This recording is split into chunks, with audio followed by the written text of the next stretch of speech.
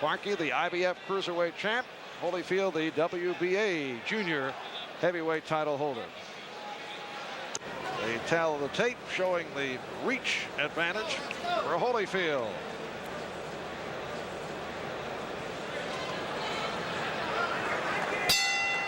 Scheduled for 15. And Parkey with the windup going right at Holyfield. He threw that left. It's the right hand that you've got to watch with Parkey. Parkey throws a strange, arcing, looping right hand.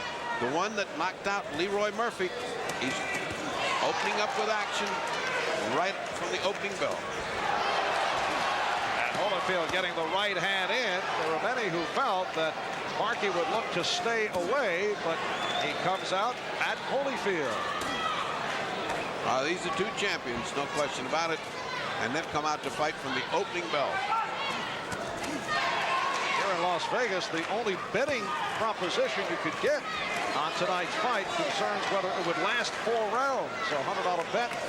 The fight won't last 4, would pay $150, while it takes $190 to win 100. But the fight will last more than 4 rounds, showing a lack of confidence in Ricky Parkey.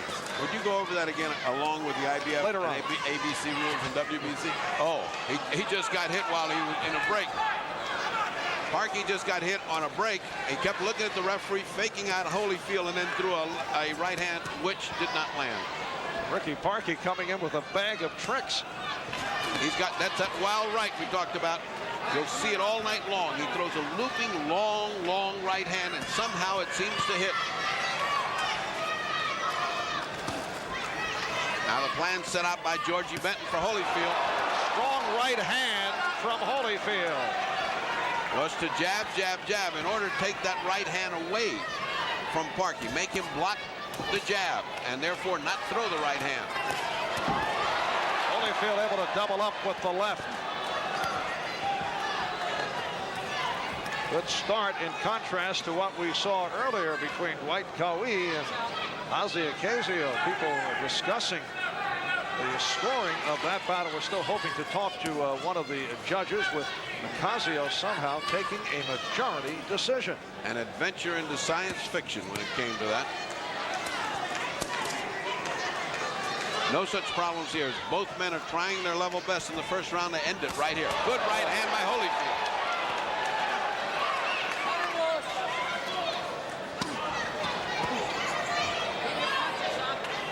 Keep your punches up, says the referee, Davey Pearl. And Holyfield right on target. They've closed that distance. Holyfield willing to fight in close.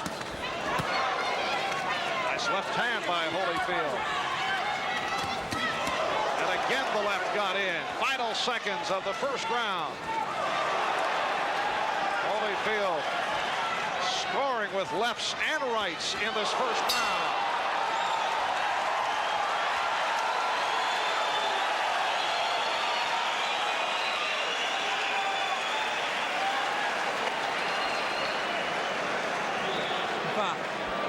How you feeling, son? Great.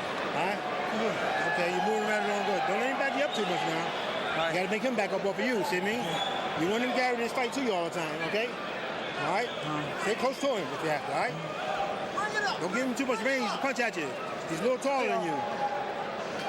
He's a little taller than you, okay? Holyfield on the ropes lands a long right and falls right into Parkey. Now his technique is to throw as many jabs as he can, get in close, and at the closing bell, you see, this is what wins a round for a fighter. Effective punching on the part of Holyfield all the way to the bell. Carry your hands good and hard. Carry your hands good and hard. Those punches, snap. George Benton and Lou Duva in the corner of Evander Holyfield. Trainer Slim Robinson in the corner of Ricky Parkey had said that Parkey's awkward style would confuse Holyfield. Parkey came out unleashing with that looping right hand, but there was no confusion. Holyfield able to battle back and did hurt Parkey. Parkey fighting back. He's got a bulldog in there today. As Holyfield, Parkey is not taking it lightly. He just comes battling right back every time he gets hammered. But the more effective punching is being done by Holyfield right now. This is for the IBF Cruiserweight Championship. However, Holyfield says if Parkey wins, he will give him his WBA Junior Heavyweight Championship belt.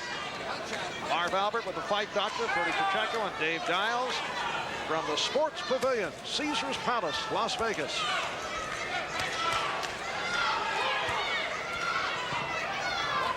Meaningful punches being put in there by both men. They're standing close. There's no effort to get away.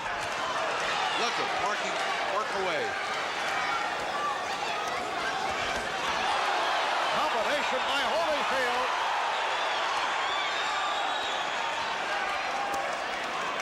Both men taking turns. Holyfield with a slight edge because of the effectiveness of the punches. Past the halfway mark of this second round.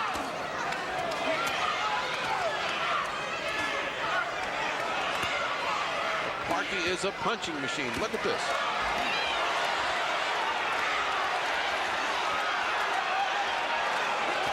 And Holyfield right back and connected with the right hand, and he has Parkey hurt.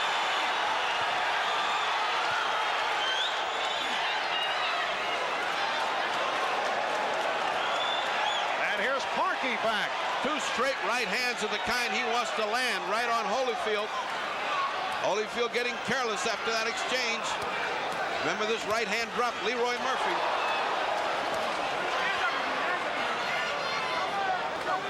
And very sharp punches being landed by Evander Holyfield.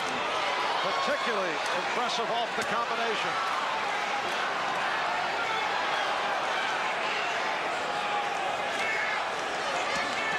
Taking some devastating shots. Very low blow by Parkey on Holyfield.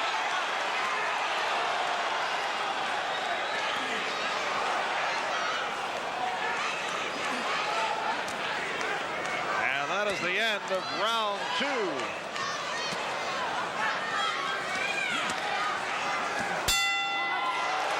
And Ricky Parkey took a battering.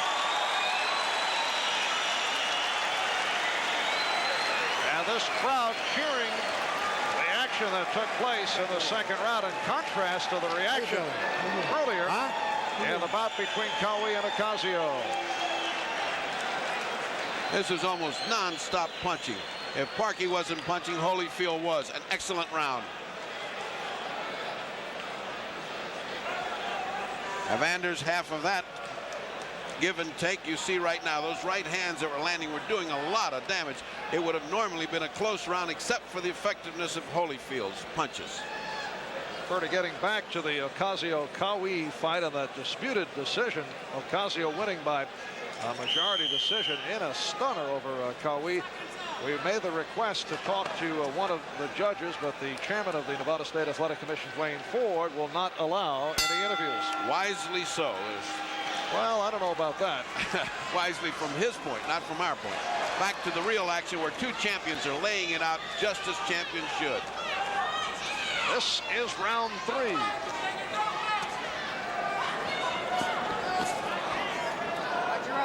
What does your scorecard show?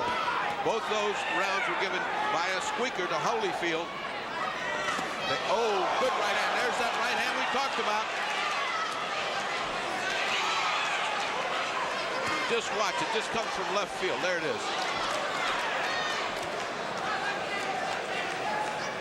And Parkey attempted to throw it right at the start. Remember Ricky Parkey, the man who came up with that 8-second knockout of Broderick Mason back in December of '84, and he went right at Holyfield as the bell went to start the fight. Holyfield has no easy task today. Not only is Parkey putting in a lot of punches, but a lot of them are zinging in low, which is going to sap the strength of Holyfield if this continues at this pace. Pearl has not warned either fighter as yet.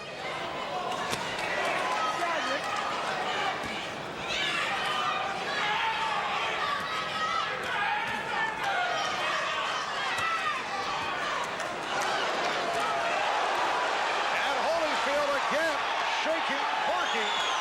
The legs buckle. Parkey going down. That is time left in the round as Davey Pearl will count it. Ricky Parkey indicating with the motion of the right hand that he's going to try and throw the big right. That's what he told us earlier. Let's see. And winked at Holyfield like saying, well, you got the better of that. His legs are still under him, but they're jingling and jangling. He doesn't have good control of his legs.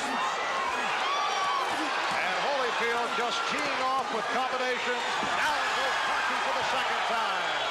The 3 knockdown rule is not in effect under the IBF rules. And certainly he is in bad shape this time. Pearl's going to have to make a quick decision.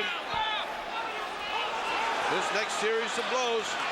Coming up on 30 seconds to go, third round, as Holyfield is looking to finish Parkey off.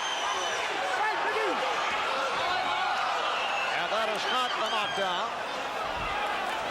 There was a slip. Holyfield comes right after Parkey, who has nothing.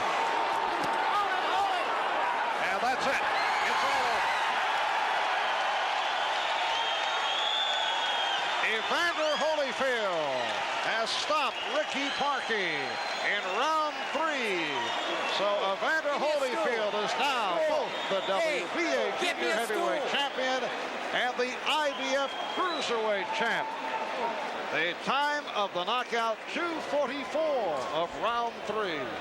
An impressive performance by Holyfield, who had his hands full for all 3 rounds. Parkey not at all an easy opponent, but he just, the devastation of his punches, they were landing accurately, crisply, and his game plan just paid off for him. Ricky Parkey in a valiant performance, but he could not really stand up to a performer that was as hot as Holyfield was tonight.